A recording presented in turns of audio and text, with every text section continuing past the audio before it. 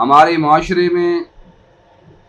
جہاں بہت ساری برائیاں سر اٹھائے کھڑی ہیں، وہاں پر شادی نکاح کا نہ ہونا یا تاخیر سے ہونا بھی بہت ساری اخلاقی برائیوں کا راستہ کھولتا ہے، اس لیے کہ نکاح شادی یہ فطرت انسانی ہے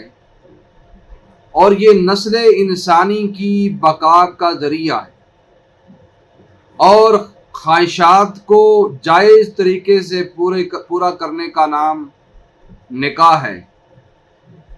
ہر عاقل بالغ انسان کے کھانے اور پینے کے بعد انسان کی جو فطری خواہش ہے وہ خواہش نفسانی ہے، اور اس کا جائز طریقہ نکاح میں ہے۔ اسلام کا رائج کردہ یہ نظام الہی نہ ہوتا تو نامعلوم النسب بچوں کی کثرت ہوتی ہمارے ملک کے اندر، جو اخلاقی گراوٹ کے ساتھ ساتھ بہت ساری برائیوں اور فساد کا ذریعہ ہوتے۔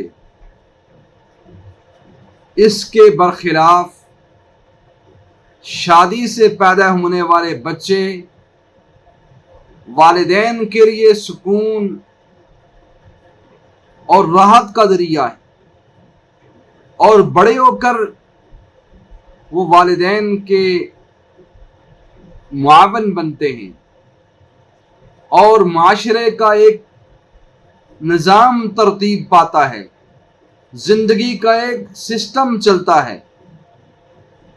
صنف نازک کی طرف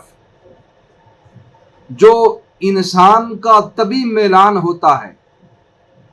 اس کا جائز اور حلال راستہ جو ہے وہ نکاح ہے۔ اس لیے حکم دیا گیا کہ بالغ مرد اور عورت استطاعت رکھتے ہیں تو فوراً نکاح کر لیں، شادی کر لیں، اور فرمایا جس کے پاس استطاعت نہیں نکاح کی وہ روزہ رکھے، اس لیے کہ بغیر شادی بغیر نکاح کے جو معاشرہ ترتیب پاتا ہے اس کے اندر بہت ساری اخلاقی برائیاں جنم دیتی ہیں۔ زنا، بے حیائی، حرام کاری